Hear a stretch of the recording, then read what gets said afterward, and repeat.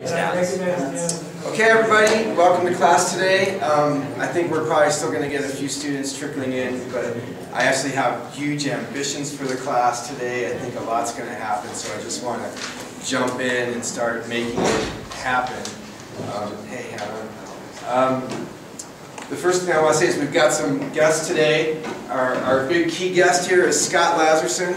Scott is a Springville resident, and he's I don't know how you would describe yourself, a public relations agent, but really he just makes his living being Scott. And the thing about Scott is he's a friendly guy and a really good communicator, and he lives to help people network and get together to accomplish their goals.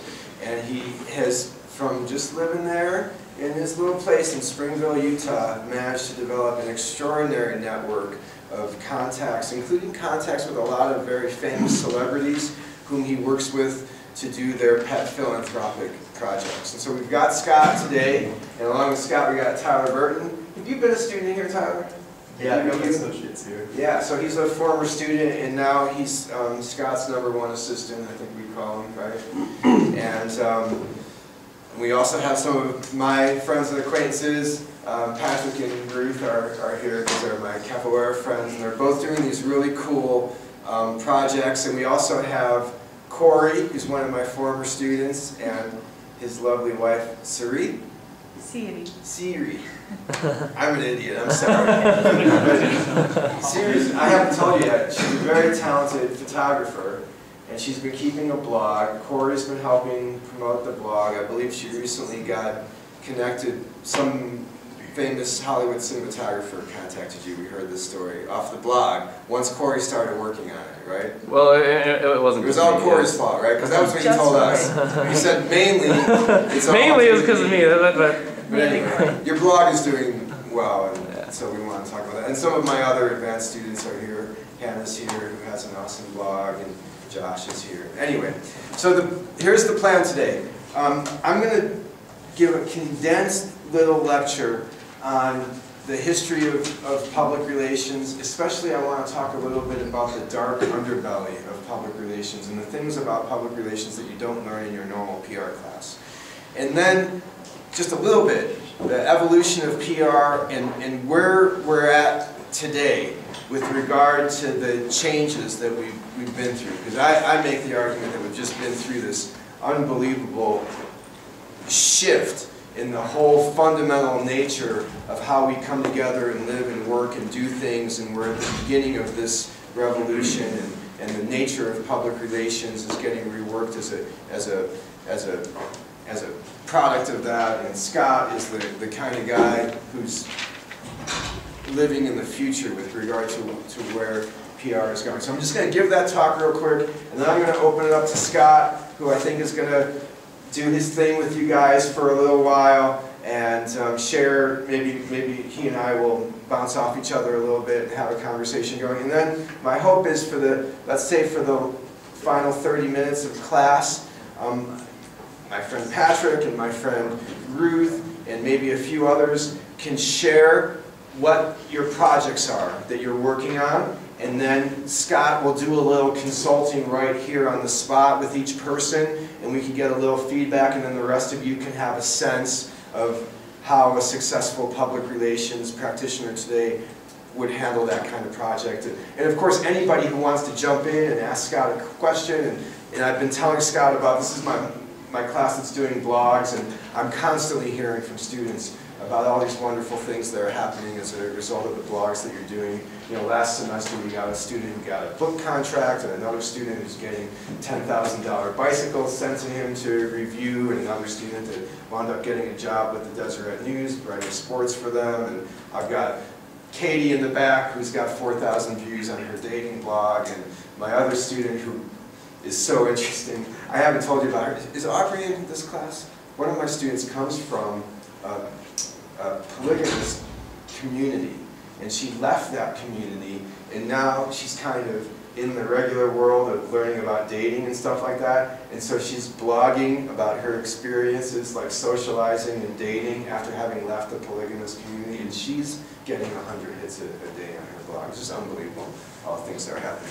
So anyway, that's what we got for today. Any quick questions before I just jump in and start talking about PR? Okay. What I'm going to do now is I'm going to take like an hour-and-a-half lecture and try and condense it into 5 or 10 minutes, okay? So I'm just going to jump right in here. Like so many things that we talked about, that we've been talking about in this class, there's a key moment that I want to go to set the social, cultural context of the emergence of public relations. And that moment was the turn of the 20th century, when we were in the midst of that massive change that we've talked about, the change of the Industrial Revolution, where the way that we work changed, the way that we produce goods changed, the way that we live together and interact in the community, everything changed, right? And it was the time of the massive migration from the rural areas to the urban areas, the switch from agrarian and artisan-style production to industrial production, that had all these things sort of coming together, and a disconnection from traditional communities, and uprooting from the places where people had lived for generations, and the sort of corresponding dissociative, psychologically confusing nature of life in turn of the 20th century cities, where the stable markers that people use to sort of define themselves in their places in the world around them, everything evaporated and changed.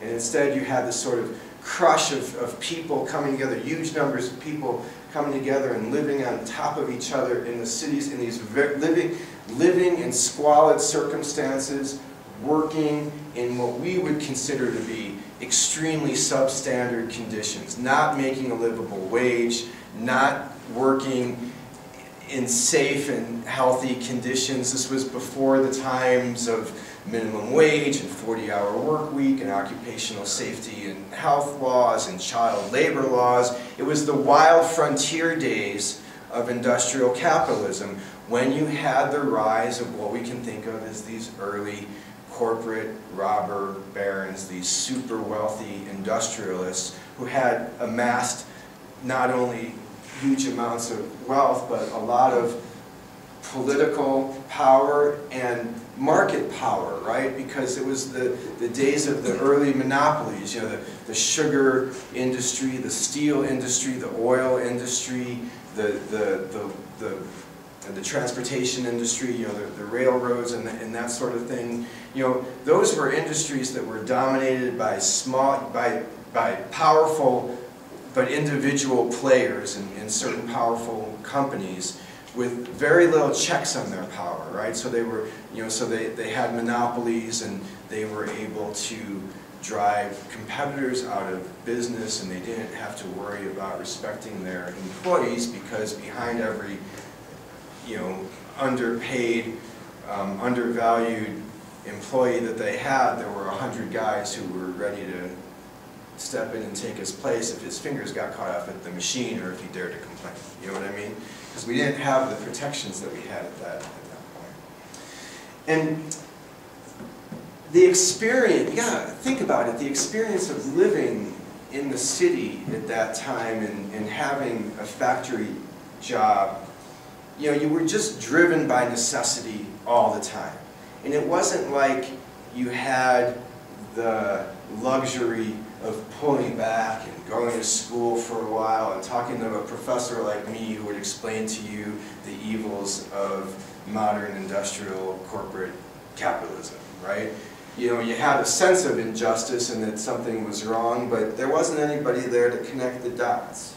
Except into that situation came this new style of journalist who was working for the big magazines at the time. And this new style of journalist came to be called the muckraking journalist. And the muckraking journalist would use the magazine medium to tell long stories that painted the picture of what was going on and how the common people were getting screwed by these industrial fat cats.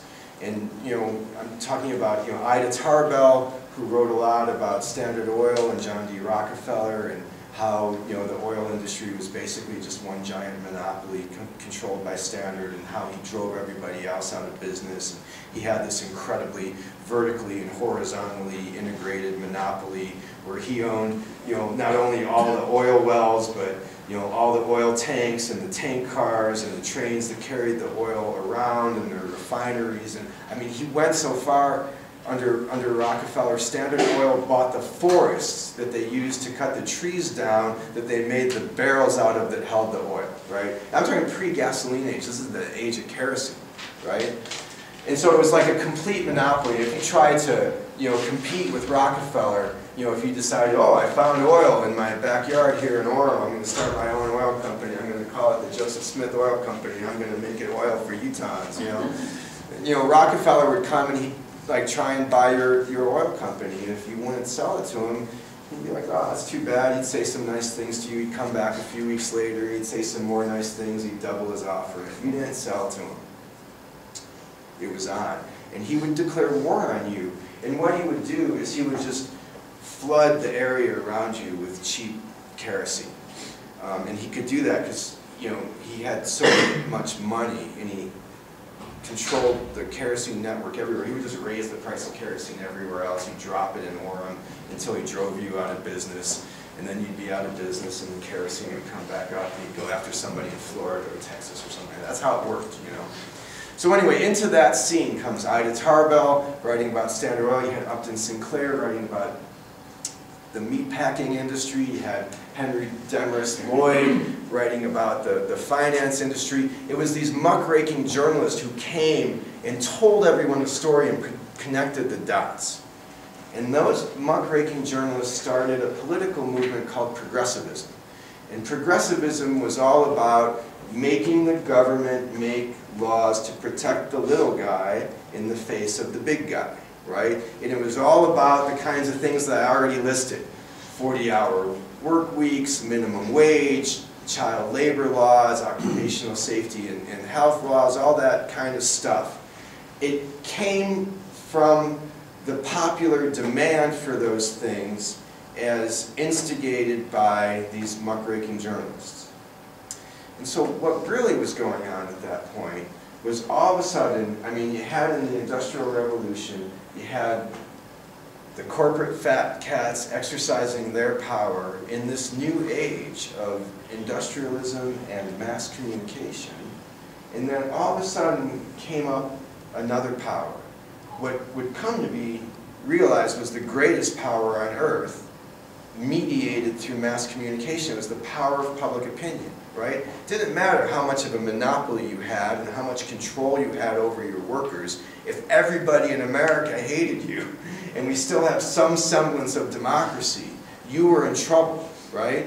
And so, in a way, the modern public sphere was revealed in that early 20th century moment with the battles, especially over labor issues and corporate monopolistic power and that sort of thing. The journalists came and revealed the power structure, right? The corporate fat cats responded. And they responded first in the form of John D. Rockefeller hiring this guy that the PR students might have heard of. His name was Ivy Lee, and he was the first PR guy. And he was John D. Rockefeller's personal public relations guy. And really what he was like an economic hitman. And if you heard his strategies, they won't even make any sense to you today, because the beginnings of public relations was Ivy Lee would go around and he would basically pay huge sums of money to journalists to write nice things about John Rockefeller, right? That was where it began. You know, the beginning of public relations was pure mendacity. It was reporters pretending to be reporters, but really they weren't being reporters. They were paid agents for these big corporations, and they would wind up being sort of secret underground shills for them. And then the First and Second World War came along also, and then public relations got another kick during that because the US government realized, oh my God, we can't just declare war. We got to get everybody believing that this war is the right thing to do, and so let's get proactive and create this Office of Public Information that will sort of do what Ivy Lee does for John Rockefeller, which is make our case in the public press, right? And that was what, you know, the government started, and they were using the latest types of, you know, psychology research and that sort of thing to try and figure out how to manipulate people. And that was the beginning of PR, right? And then throughout the 20th century, public relations progressed and professionalized, and it changed. And under the leadership of someone else you might have heard of, Edward Bernays, it became more of an above-board, respectable thing. And Bernays was like, look, we're not out to do secret stuff. You want to know who the public relations, you know, person is for Lucky Strike cigarettes? It's me. If you want to know something about Lucky Strike cigarettes, just come and talk to me. I'll tell you. And I'm going to be a resource for reporters, but there's nothing underhanded going on. I'm going to tell you the truth about Lucky Strike cigarettes. Now, I bring up Lucky Strikes because Edward Bernays was a genius, and you realize that it was really, it was all about creating perception. Perception of whatever your client is about. And he was very good at, it wasn't just about planting stories, it was about doing something sort of spectacular that would naturally draw reporters to you and generate publicity in a way that would reflect well on your product. So like one of the things that Bernays was famous for was during the 1920s, I think it was, during the women's rights marches, when women were, you know, campaigning for the right to vote and that sort of thing. One of the cultural things that was going on with women is that it was considered bad manners for women to smoke cigarettes in public. And Bernays was working for Lucky Strike cigarettes, and he sees all these women getting ready to march in New York City. He comes up with this brilliant idea. And he passes out free Lucky Strike cigarettes to all the women with all this kind of propaganda saying, hey, you know, part of your liberation is being free to smoke if you want to. This isn't just a cigarette, it's a torch of freedom. And so he had, you know, the march was going on anyway, but with Bernays in there, he had them all smoking cigarettes, and then that became like a news hook. And the cigarette became an emblem of feminism for a while there in the 1920s. Virginia Slims capitalized on it later with that ad campaign, "You've come a long way, baby." And I use that example in particular because I have news for you. Despite what they say, and you know, some of you will know this from watching the movie Thank You for Not Smoking, or the other movie called The Insider, the tobacco companies knew. They knew all along. Going back into the 30s and the 40s, they did their own science. They knew that tobacco killed you. But they didn't care. They didn't care, and they hid it, and they denied it, and they spent a lot of money to produce all these stories that called that research into question. And again, all this part of the ugly history of PR, right? Supposedly in the 20th century it became a truth-telling exercise, just that you're going to tell truth for your client. But really it's still got a pretty ugly history. You know, I could go on and on about it. You know, I did my PhD research on the Exxon Valdez oil spill, and I know something about oil pollution and water pollution and that sort of thing. And you know, they were just, you know, sometimes when people say something is only PR, what they mean is that they're only doing it to manipulate you. That's what they mean. You know, the whole cleanup of, they spent $5 billion cleaning up the Exxon Valdez oil spill. No, they didn't. They spent $5 billion creating the illusion that they were cleaning up the oil spill, because there's no such thing as cleaning up an oil spill. You can't clean it up. It doesn't work. You could spend a lot of money. You could put all these horrible chemicals in the water that will make the oil disappear from sight, but it doesn't clean it up. It just adds more toxicity to the pool, you know?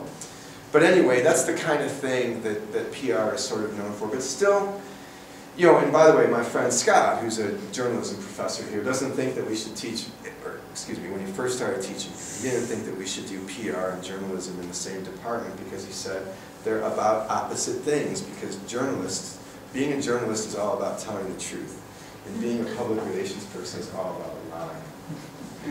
But then he met Stephen White, who's such a good guy, our public relations person, you know. And Stephen doesn't lie, and he only does good things. And so then Scott started saying, but Stephen White's a nice guy, so do what he says, and then you'll be okay. But really, I think that PR isn't about lying, although it has that history, and you should all know that. And believe me, if you get jobs working for a PR firm, the devil will be always like right around the corner. You got to be watching for him, you know, metaphorically speaking. But it's been this kind of evolution from very seedy, underhanded things to, okay, used car salesman status to some kind of a mad genius out to manipulate public sentiment. But understand that it's a reaction to the incredible power of public opinion, right? And sometimes PR does great. And, you know, the famous case is the Tylenol poisoning. And you should probably all know that case that, you know, some people got poisoned taking Tylenol pain relievers, and the Tylenol company handled it really well. They're like, we don't know what happened, something happened, people are taking Tylenol and dying, we don't know why, but like if you have Tylenol, don't take it, bring it back, we're recalling everything. We don't know if it happened in our factory or not, but the reporters are here, the police are here, the cameras are on, we're going to check back with you every day and we're going to let you know what happened. And they were just very open about it, you know, and they didn't try and apologize or block anything, and you know, eventually it was discovered that the capsules were poisoned on the shelves of these pharmacies, and it had nothing to do with Tylenol, but it didn't matter. Tylenol still changed everything they did. They don't use capsules, they use caplets, and then they, you know, put a seal on top of that, and then another lid, and a seal on top of that, and then wrap that thing in plastic and put a red thing on top of that. And that's why everything is so hard to open today, you know, it's because Tylenol did a good job. But anyway, I'm just telling you one good story about PR. And of course, Scott's going to tell you more stories. I'm really wanting to try to move more forward. There's more I could say, but that's where PR was, okay? And it was mainly about, think of it this way, for the whole 20th century, public opinion as, there used to be a television up there, and I always used to like to point to the TV, because back in the old days, when I was young, television was the most powerful force on earth. It was where everyone got their information from. You know, and PR stuff was all about creating a good image on the TV. Well, that just changed. You know, the internet and the World Wide Web they've changed things in the way that the Industrial Revolution changed things. They changed things in the way that the printing press changed things. In the way that the invention of writing and farming changed things. That's the level at which the internet has changed things, and it just happened. And so it's still rippling out. You know, TV news still counts, advertising still counts, but you know what we all do when we want to do something? I know what I do. Every damn thing I do now, every single thing. Facebook. I start on Facebook. That's how I got my dog. It's how I know what I'm going to do this weekend. It's how I figure out what car I'm going to buy. It's, you know, it's like it's the first thing I do. You know, and what's happened is, in the difference between Facebook and, it's not even there anymore. They took the TV down. There used to be this crappy TV there. That's how much it's changed. Because, you know, TV, the old stuff, it was the newspapers, the magazines, the radio, and the television. It was telling you a story. It was send or receive. You know what I mean? That one-way kind of thing. But now, oh man, it's all completely decentralized, you know? And we're all senders and receivers. And we're not just getting what's on the 5 channels on TV anymore. We don't even bother with that anymore. We instantly go and we find our niche communities. You know, I know the animal people on Facebook. I know the martial arts people on Facebook. I know the arts people on Facebook. I know, you know, the environment. You know, we can go right. We're all our own public relations person now. And it's, you know, that phrase that McLuhan came up with in the 1960s, global village. It came true, global village. What, you know, it means that the whole world now functions like a pre-modern world, like a village characterized by intimate relationships and close communication between people that you know. Like we've gone full circle with the communication technology, and now it's just like it used to be in small towns and little villages where you go to the public square. You ask your friends, and everybody knows everything about you, and you chat over the fence now.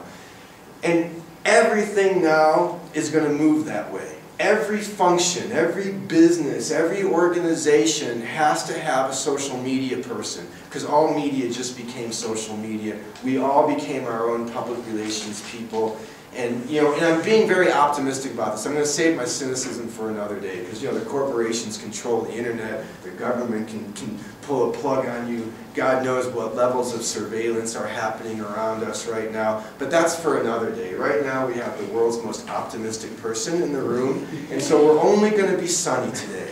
And we're going to talk about the wonderful opportunities that have opened up for us to do good, positive, ethical, truthful relationships and build relationships with people. That's what the internet is all about today. And that's what the nature now is. It's decentralized, it's two-way, we're all senders and receivers. There's no mass audience anymore. There's infinite little niche audiences that are capable of occasionally coming together in a unified mass, like we saw, for example, with Occupy Wall Street, like we're seeing right now with this Trayvon Martin case, and everyone's all talking about race, and it's on everyone's. There's that possibility for these little stories to get big now.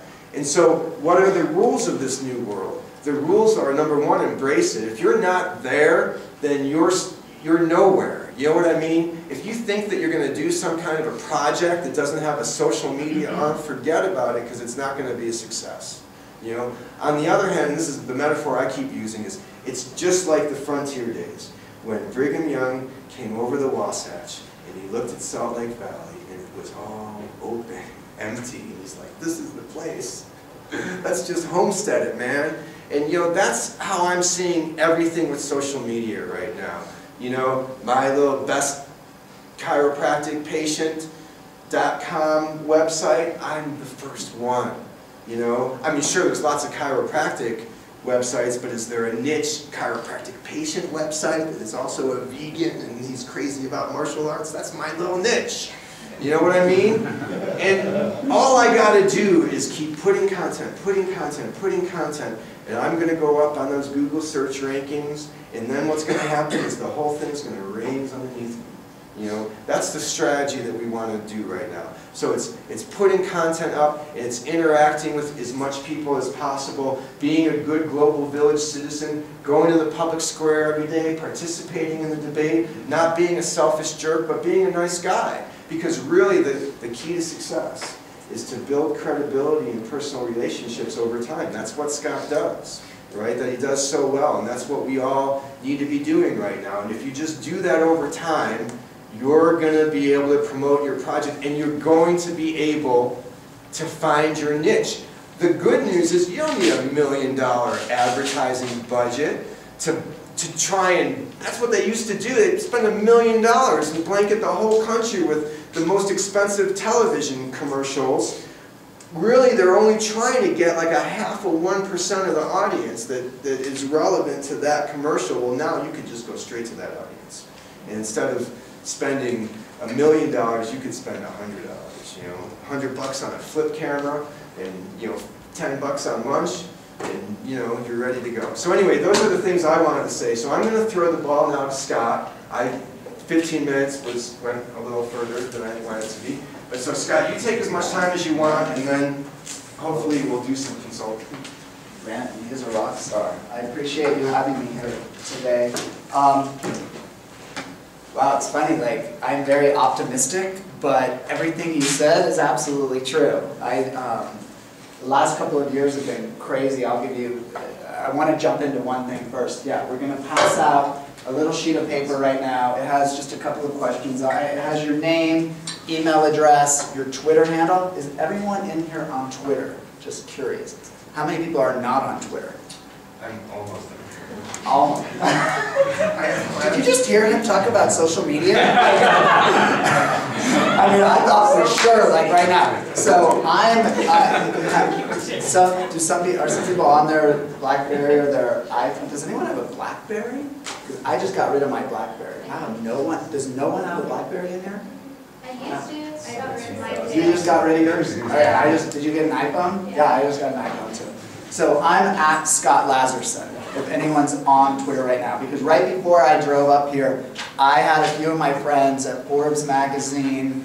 Who else did we have to tweet out today? I had a famous photographer in LA.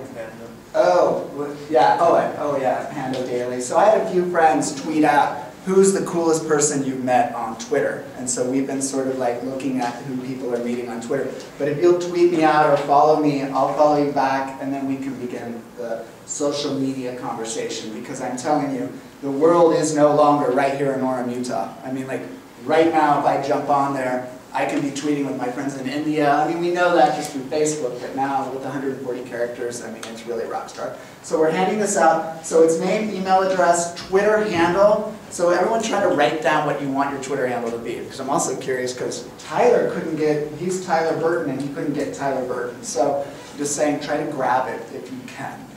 And then the biggest question, I always like to begin with the end in mind. And so Phil was up here explaining his new blog and what he's doing with his chiropractor. So he has this end in mind of really becoming the place for patients of chiropractic care to go, correct? Correct me if I'm wrong? Okay, right on. So with this question of, if I could choose to connect with one person professionally, who would it be? So I'm going to dive in on a couple other notes, but I want you to be thinking of who would that one person be. So for example, I was a big fan of what Oprah Winfrey created. Not necessarily Oprah, but what she created. Here she has this following of millions, hundreds, probably 100 million people, I mean, globally speaking. But I knew that there was someone behind Oprah.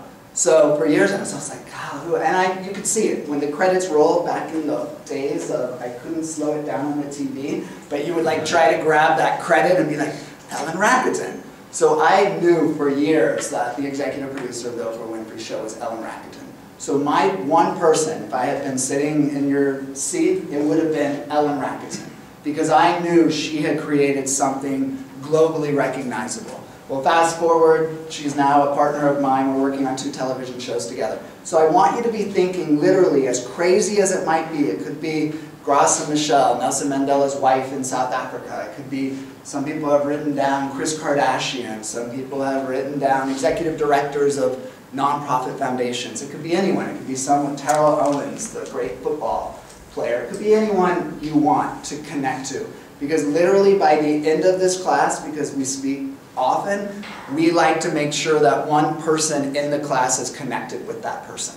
So we just want to show you that there are no longer these huge walls, and there's not, it's gone. I mean, literally, I know right now I could connect to Ellen Rakuten in 2 minutes. So be thinking about that, and then I'll back up for a couple of minutes. I'm all about connecting. I'm all about deeply connecting and building long-lasting relationships. Public relations is obviously that. I always tell my friends, I'm like, God, I would be the greatest publicist. But on the other hand, as Phil May very eloquently spoke to, it's sort of disgusting. I am an amazing publicist. I love getting great stories out there, but I also know that even in this day and age, there's a lot of manipulation. And as I watch anything like 60 Minutes, I have to question, where is this coming from? Who's really telling the story? So I grew up in Washington, D.C., and my mother was, I'll date myself now, but my mother would watch Joan London on Good Morning America. Probably no one in here knows who Joan is. But she was like the Katie, okay, yeah. So she was like the Katie Couric or the Ann Curry of my day. But she would always be like, well, Joan London said. And I'd be like, is Joan London God? I mean, that's what I would think in my mind. I'd be like, what do you mean, Joan? I would just think this. I wouldn't say it to my mother, but I thought it for years. I was like, wow, you are exactly what Good Morning America or the Today Show or these publicists or these producers, that's the audience. But I would always question it. I'd be like, are you kidding me? What do you mean Joan London would say this? So later in life, my first job, well, my wife and I had a clothing company. But at 25, I was very fortunate to, my friend married Larry King. And at that time, we were selling our small little clothing company. And Larry and Sean said, Scott, what's your next move? I said, well, I love the nonprofit world and I want to jump into it. So I was very fortunate to become the executive director of the Larry King Cardiac Foundation. Well, it was there that I really saw and had a front row seat to how it's done.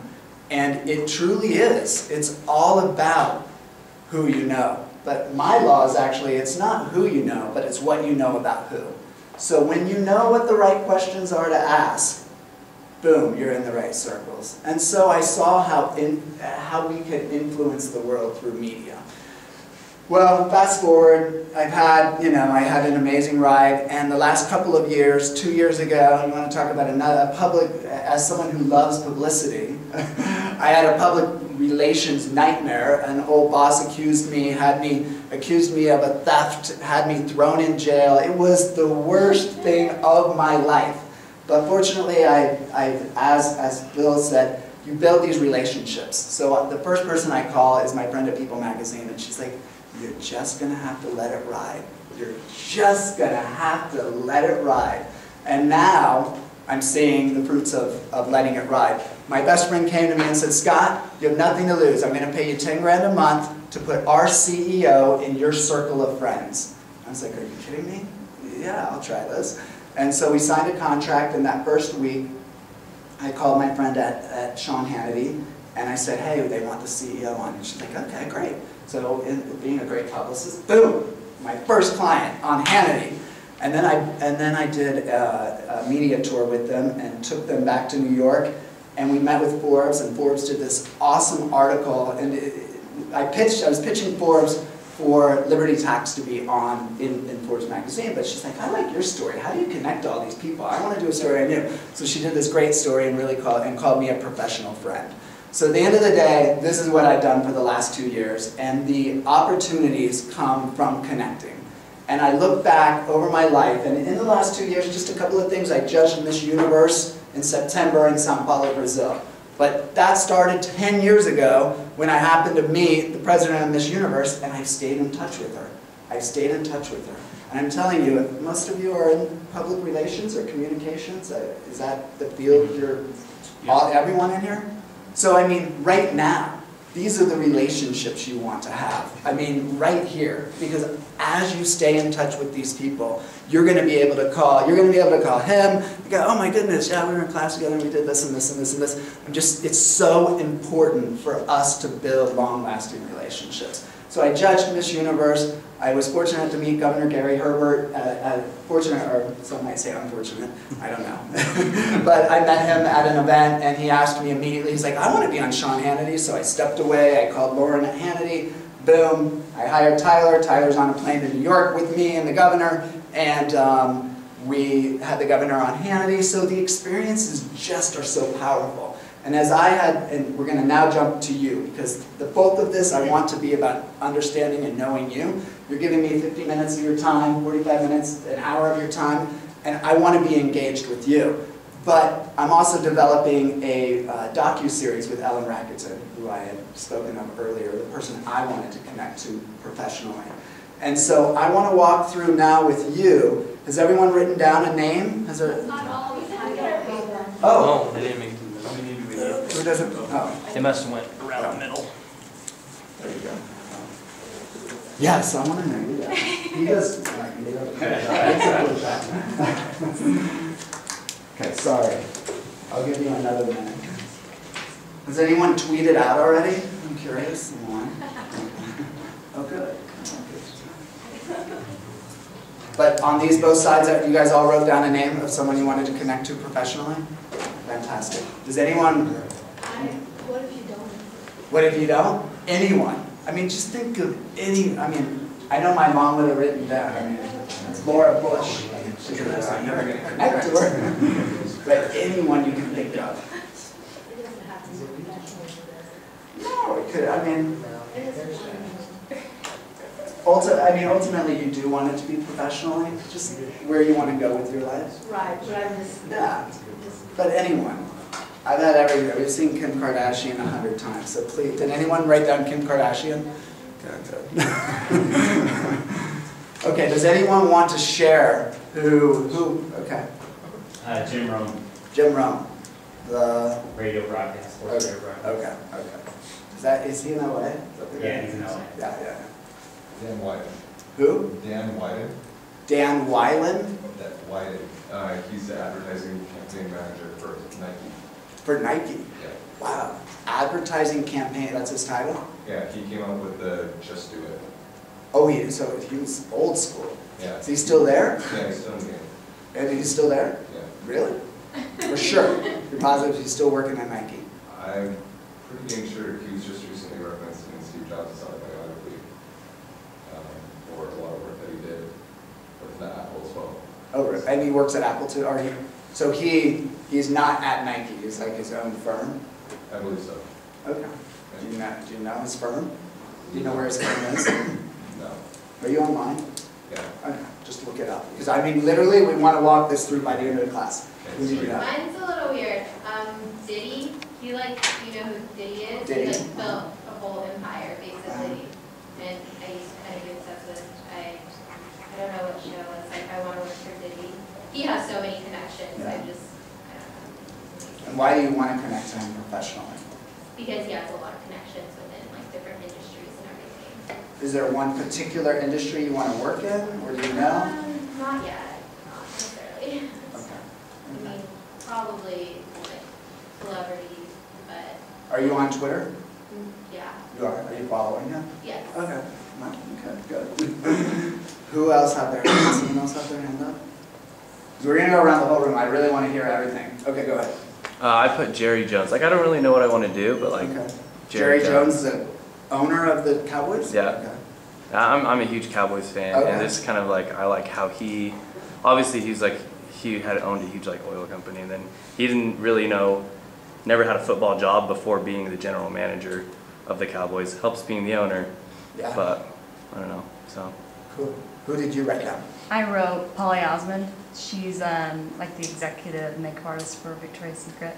The executive. Makeup artist, like Oh. makeup artist for them. Really? Oh, cool. Are you a makeup artist? Uh-huh. Oh, Yeah. very cool. That's good. Who did you write down? Oh, you told Yeah, me? yeah. Oh, sorry. I put Oprah and J.K. Rowling. Oh, J.K. Rowling. Are you a writer, or why did you want to connect to either of them? Well, I do like writing a lot. I like just doing both, like journalism type stuff, telling other people's stories, but also I like creative writing a lot. So I've just been trying to look into both of their, like, you know, how they got started and what they did, and so I don't know. Okay. Does anyone know for sure what they're going to do when they graduate? I'm the only non-communication major in here, I think. Okay. No, it's not. Okay, cool. Currently, I'm already an American Sign Language interpreter. Okay. And then when I graduate, I'm graduating with a degree of ASL and Deaf Studies Education, so I will teach sign language. Oh, awesome. And who did you write down? Marley Matlin. Wow. Oh, Perfect. I went to high school with her. Did you really? Yeah. I hung out with her one night. Are you on Twitter? No. Because she has a great Twitter following, and funny enough, one of my good friends is also, he's very good friends. She has to make like the token deaf appearance in basically every TV show. So Yeah. it's like, that'd be a lot of good contact, I guess. That would be an She's the amazing token deaf contact. person. An amazing contact. Yeah. Okay. Did someone, who did you write down? I haven't decided. You haven't decided? Okay. I'm not gonna. I mean, I don't, I am so indecisive about everything, but I want to make a difference in a lot of different ways. Yeah. Well, we spoke a long time Yeah, ago. we Yeah, did. about Dina. Yeah. Lohan, it was this was a different exercise, but Yeah. have you written Dina It was down? just because of, well, I wrote to you and you Right, were right, passing right, it right. on to her, and I haven't heard anything, but Right.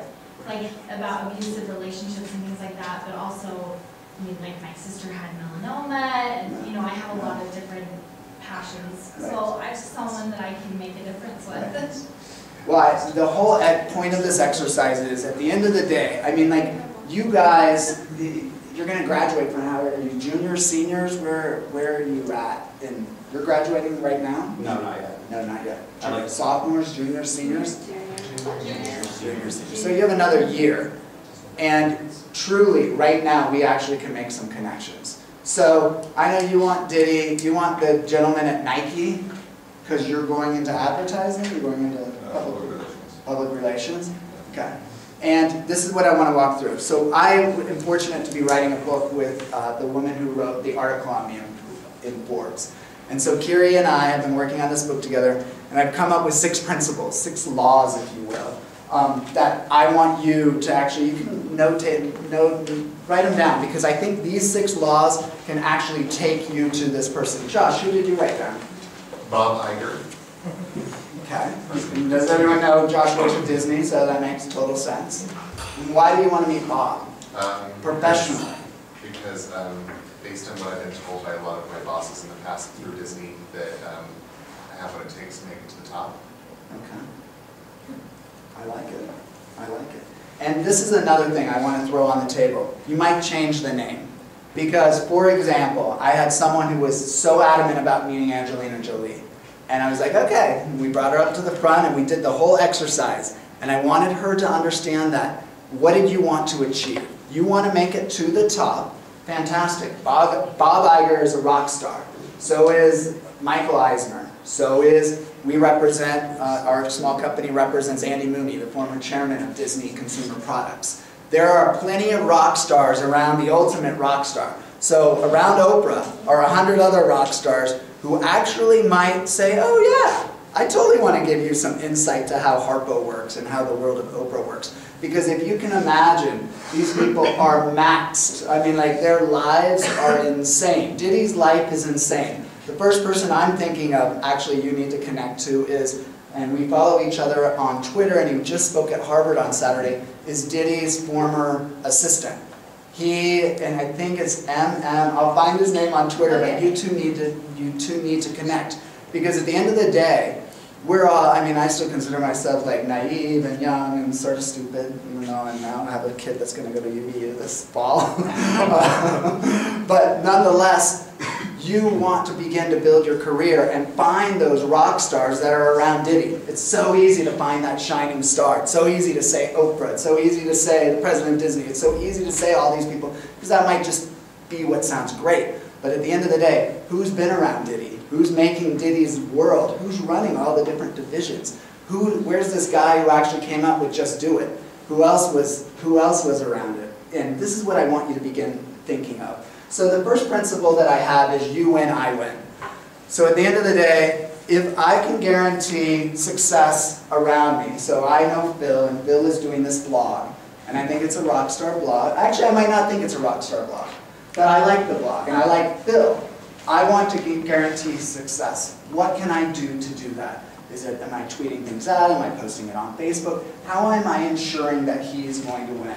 Because at the end of the day, the more people that are winning around me, the more I'm going to win. I'm already thinking about her. She's a makeup artist. And my friend Jen does hair. My friend, what's her name up in San Francisco we were just with?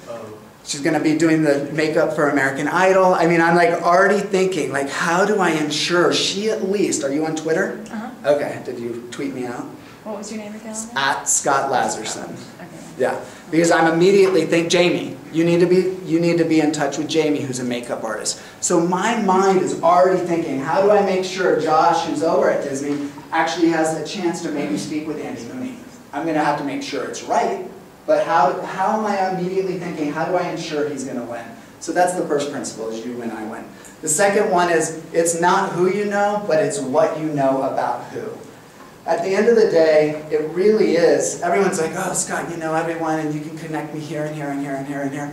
And I'm like, yeah, I know everyone, but at the end of the day, Lindsay Lohan is never going to want to talk to you, ever. She will kill me if I keep bringing you over here. But if you tell me you're working in India, and you love dealing with the child trafficking crisis, it's a whole different story. So 4 years ago, I moved my wife and my 5 kids to Spain.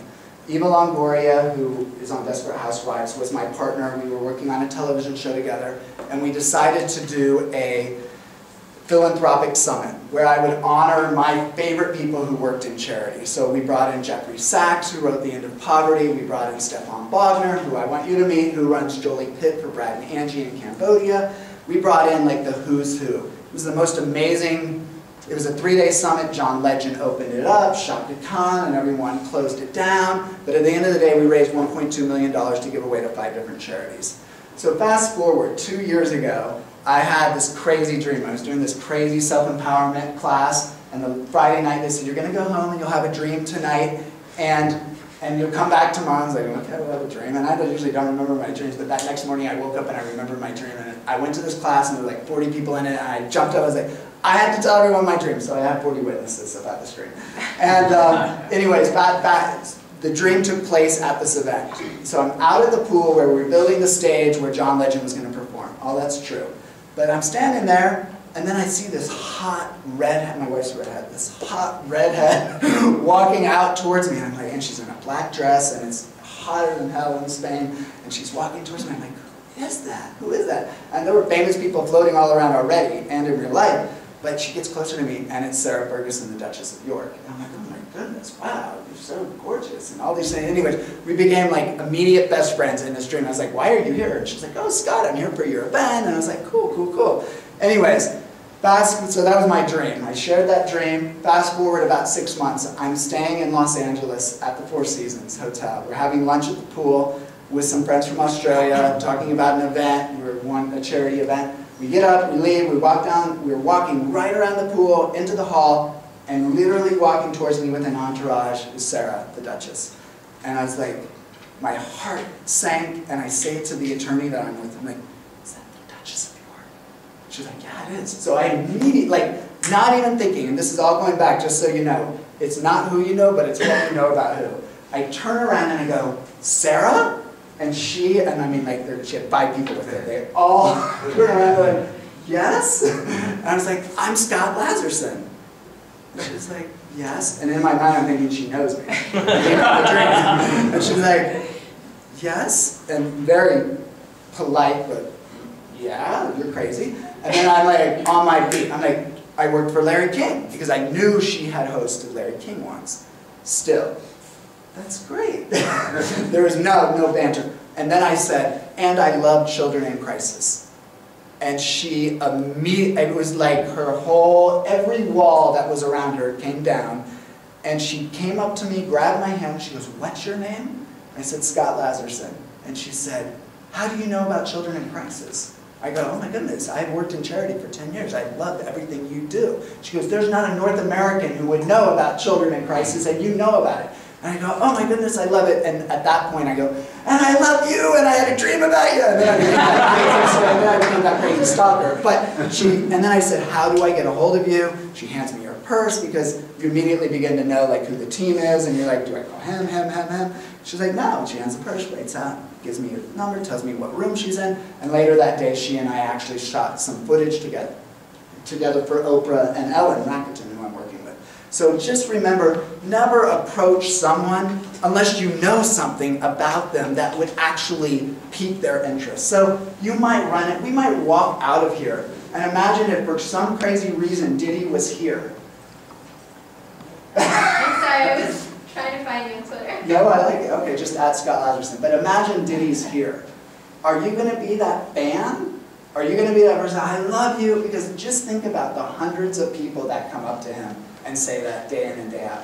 Or are you going to know something so cool that he'll do the same thing that Sarah Ferguson. They go, what's your name? And they give you a number, and give you an email address, and then meet you in 4 hours for dinner. That's what, I mean, at the end of the day, you want to do. So it's not who you know, but it's what you know. It's what you know about who. Drink from the higher cup. That idea is who you hang out with, what you hang out with is what you're all about. So who are you hanging out with? And I always reference this article I read a couple of weeks ago. I was talking about your group of friends. So you're in high school, you're hanging out, underage drinking, smoking pot, whatever it is. Then finally you go into college, your group might change. Now you can legally drink, not legally smoke pot, but many do. But your group starts to change. Who do you really want to hang out with? Because who you hang out with is what you're about. So I think about the young kids that are always, you know, at the end of the first, you know, we spoke here because of Bill. I spoke at the opening social at PRSSA. I spoke at that opening social, and we had like 8 people come up to us wanting to be interns. And I was just so impressed with that, because at the end of the day, I was like, wow, that kid actually wants to hang out with people that might not necessarily be who he daily or she daily hangs out with. So who are you hanging out with, and are you reaching out to those people and really drinking from the higher cup? Because at the end of the day, everyone that you guys wrote down is who I want to hang out with as well. Who'd you write down? I haven't wrote down anybody yet. Are you kidding me? you need to write someone down. Really think about it. The next principle is meet the team. It's exactly what it's about. Because at the end of the day, Diddy has a team around him of 100 people. Who's someone else? Who'd you write down? I just Googled somebody. His name is Nicholas French. Nicholas He's a French. a well-known hair designer. Oh, cool. Are you a hair designer? I'm not right now. But you want me? Maybe. Maybe. Okay. But Cool. I'm really into it. Where's he play? Is this Twitter? Diddy's I actually met him. Diddy's assistant? Yeah, is that the guy you're talking No, about? MMB, like, he's the Harvard kid. There's a kid that just spoke at Harvard that I do want you to connect to. So you wrote down a hair designer. Okay, and who'd you write down? I think I've already. Oh, were we just in the class together? Yeah, Who did you write down? Craig Flick. Who? He's on a bunch of covers, but he was who they. And we've been tweeting. Right. Why are you saying, Yeah. like, we've already been tweeting. And we, you know, I actually got his email. I haven't told you this, but I got his email address from UTA. I think he's repped at UTA, right?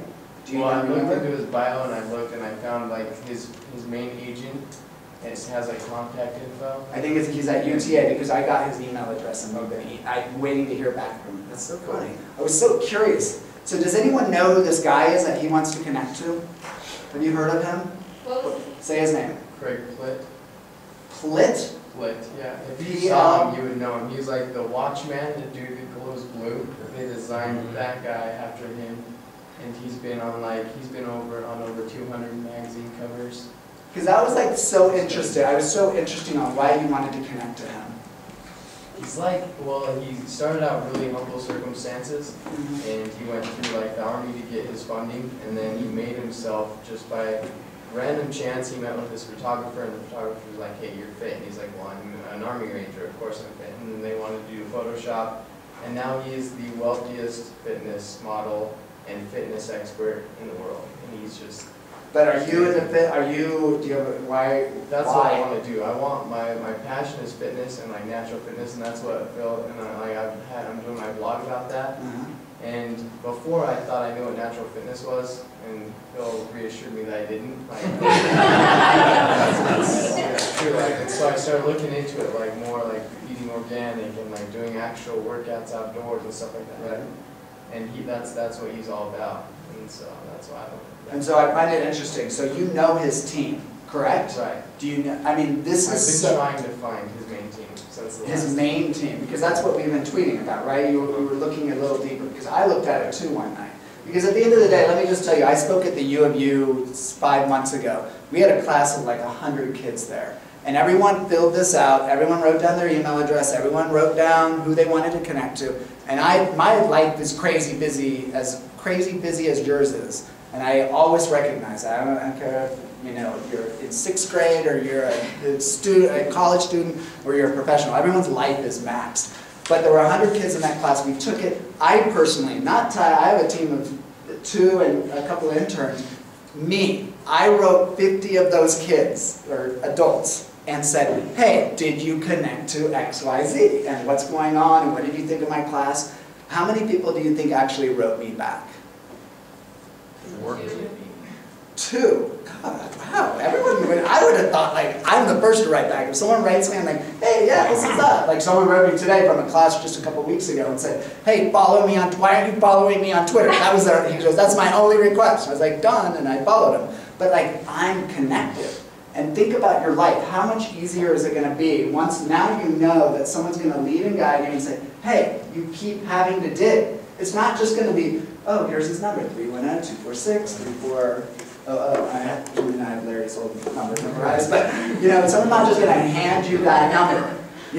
But the more you dig and the more you have this type of information, you can find him. There's every reason to find him, but you need to know his team. This is a perfect example. He's beginning to know his team because I actually looked this kid up, not you, but I looked at Greg. Yeah, I looked him up and I know he was at UTA and I knew an agent over there and I got an email address and I wrote him. I haven't heard that back from him.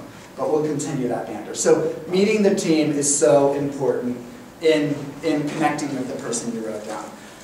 This is a law, I don't know if you want to call it a law, but I always say make a famous friend. And the word famous is so relative because when you hear the word famous, who do you think of? Right off my bat, Yeah. I thought Brad Pitt. Brad Pitt. Who do you think of? Oprah. Oprah. And who do you think of? Who? John Rome? Josh Groban. Oh, Josh Groban, yeah. Who do you think of? Rob Dyrdek and Mark Cuban. There you go, Mark. Yep, some business.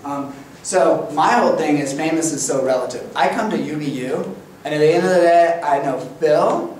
I want to know the president, Holland. I want to know who Miss Utah is, because she goes here. So when I say the word make a famous friend, think about your birthday party, and I've had some fun birthday parties. My 30th birthday, Larry King hosted it, famous. His wife and his sister sang at it. The owner of New Skin threw it. I mean, it was crazy. It was awesome. And at the end of the day, I think about my birthday parties now. I'm like, okay, I'm friends with the Osmonds. They all live here in Utah. Everyone loves that. But at the end of the day, who are your famous friends?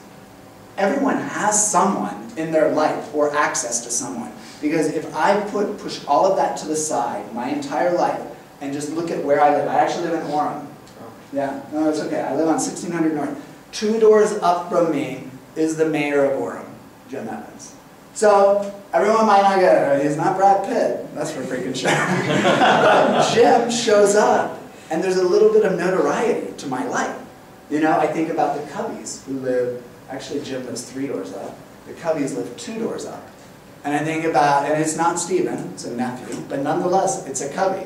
So you think about this, and you think about making a famous friend. Because at the end of the day, whoever you wrote down is always intrigued. When I want to take someone or pitch someone to someone, I'm going to need to know your story about how are you going to get to Diddy? And what's going on in your life? Where are you from? You're from Orem? I was born in California, but I grew up in Orem now. Okay, you grew up in Orem, from California. Who do you know that's famous? No one. Absolutely no. You've never been, have you been to Sundance? Have you been to Sundance? I think no, I haven't. So have you been to the resort? Yes. Okay, so you've been to Sundance. I want you to just start thinking of places. Like, I go to Sundance, and we're just right here, 15 minutes up here. We ran into Sally Field 6 months ago. You know, you run into random people. They're right here. What's it? Vinny from Jersey Shore. Who watches Jersey Shore? Not Vinny. Actually, not Vinny. The Situation's in rehab. The Situation is in rehab right here on 8th North. So I'm just throwing things out there that there's so much going on right here in your own valley, in Orem, Utah. That's pretty amazing. But I can guarantee you, if we keep pushing and pushing and pushing and pushing and pushing, we're going to get to someone that you know that's famous. There is someone you know that's famous. Where do you live? Provo. Provo. Yes. Where in Provo? Does anyone know her in this class? Valerie. Valerie. Does anyone know Valerie? No? Are you? Where are you at? Where are you at? I'm a sophomore. You're a sophomore. Yes. And you've never been on a plane. You've never run into someone. You've never, No. your aunt, your mom, your grandmother. Everyone has a story. Here we go. Okay, what's the story? My aunt just met Brad Pitt, like at the airport. So. What airport?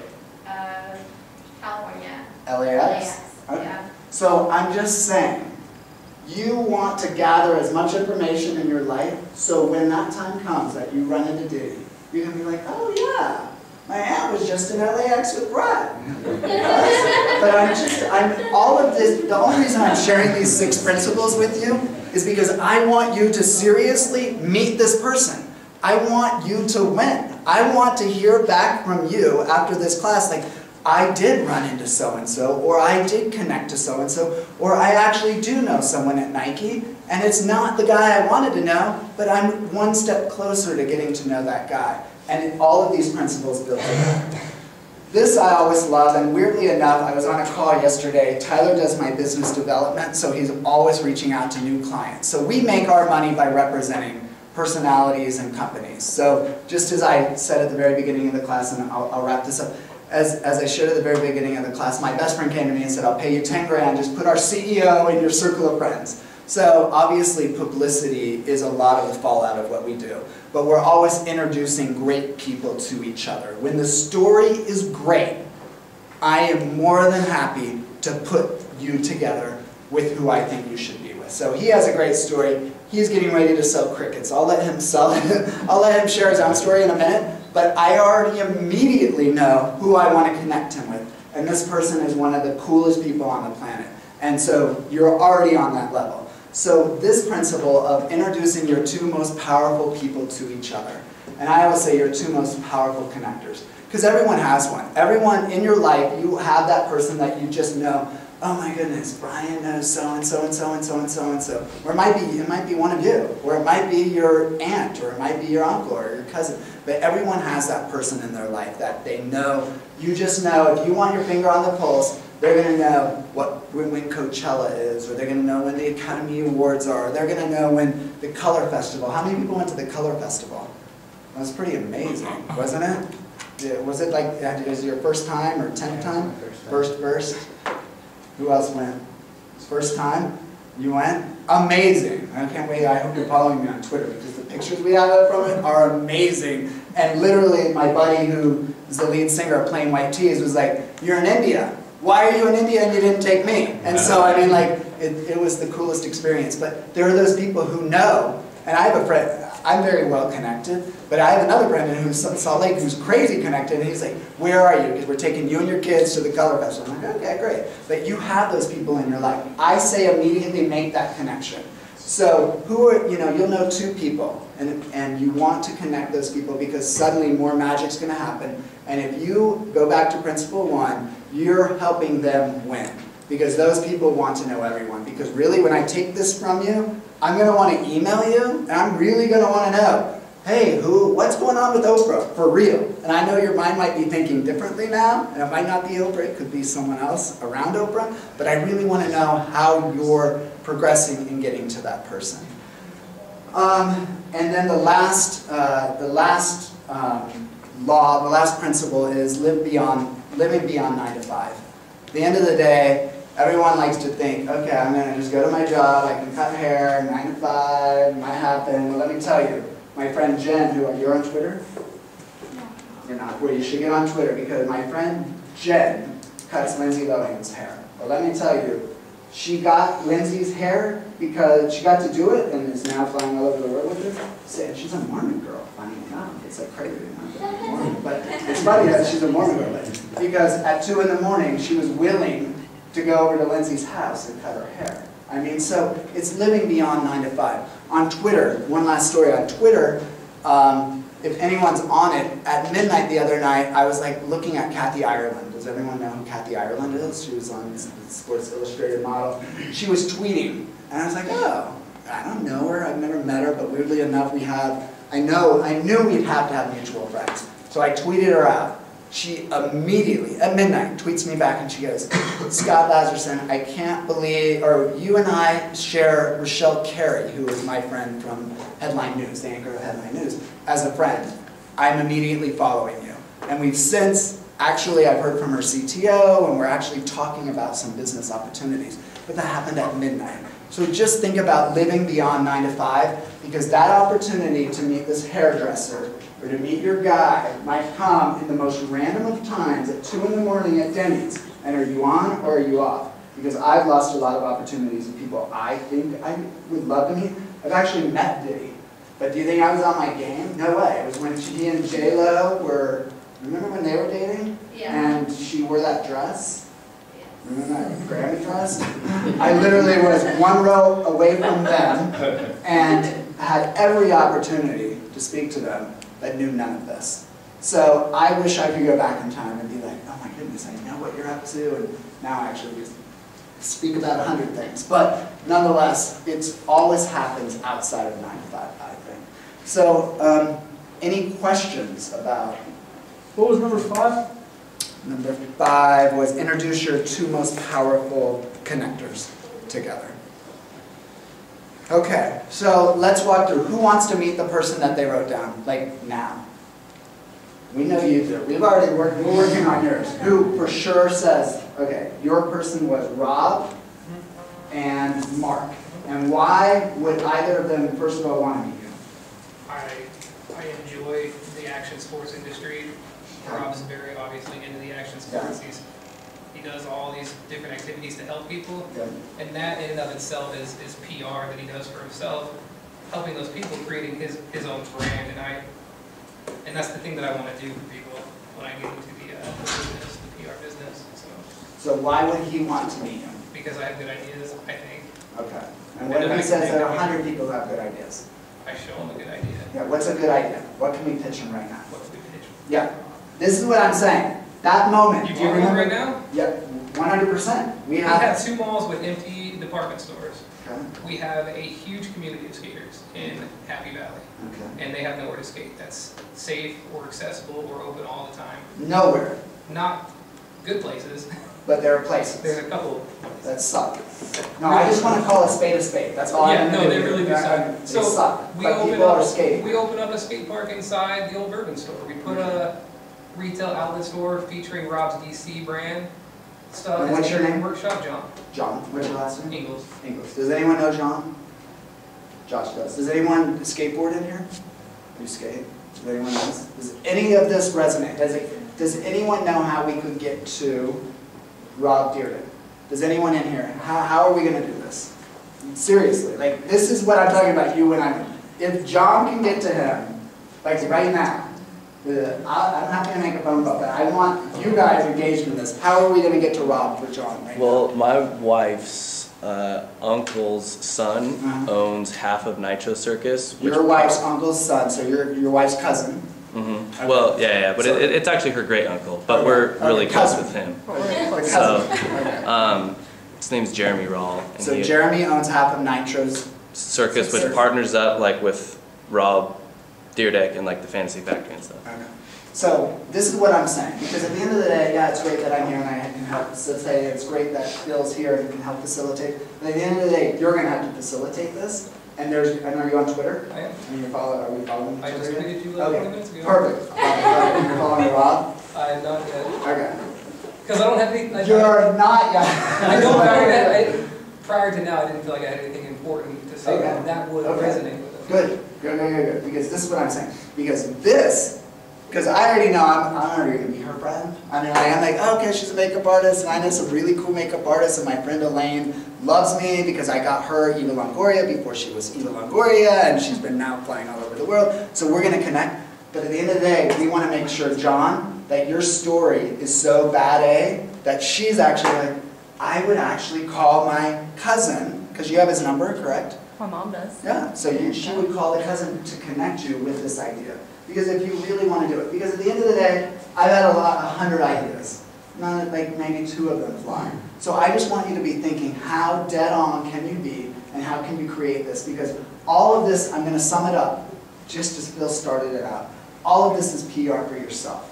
Because you are your own best publicist, and it's fantastic to have a team. I mean, I thrive because Tyler and Bridget work their A's off for me and do so many amazing things that they know ultimately, like they want to kill me because they're like, Scott, you need to be on that call because you pitch yourself so great. But you know, you are your greatest publicist. And so if you can take these 6 things and really think about them and how you're going to connect to this fitness guru, this god of the fitness world, you can use all 6 of those principles to connect to them, meeting the team. But it is going to be tenacious, and as Bill has said, it's time. You're building time. Go ahead. I have a question as far as like, so we want to meet these people that we want to be similar to eventually, but what happens if right this instant, like we're maybe not doing things that are going to necessarily take us in that direction, but are still going to make us more of a favorable candidate because we're doing something to maybe better leadership skills or do whatever. How do we turn that or tweak that to make that something they're interested in? So give me so who did you want to meet? For example, I want to meet Samantha Edis. Who is? She's like, she does the whole obsessed thing on TV. She does interviews and all that kind of thing with people and try to get their story and then let them know who they are behind the scenes and not necessarily what they're just famous for.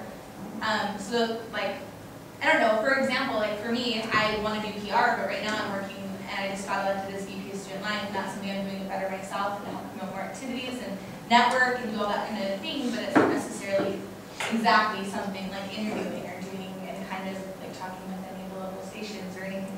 Because you want to do both. You're building one going in that direction? Right.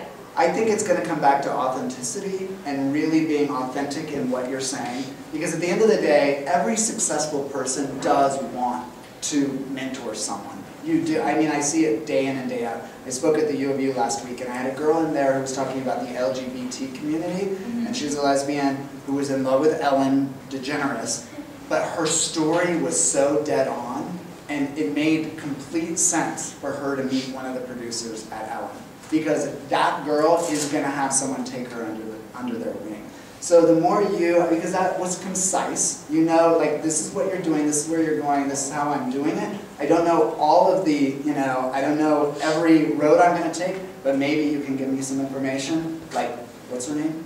Samantha. Samantha. So the more you know about her, and the more you study her, the more she was actually going to go, actually, wow, that person put some time and energy into thinking about me, just like Sarah Ferguson. I knew that she represented children in crisis. I mean, I pulled that just out of my head, which is fantastic.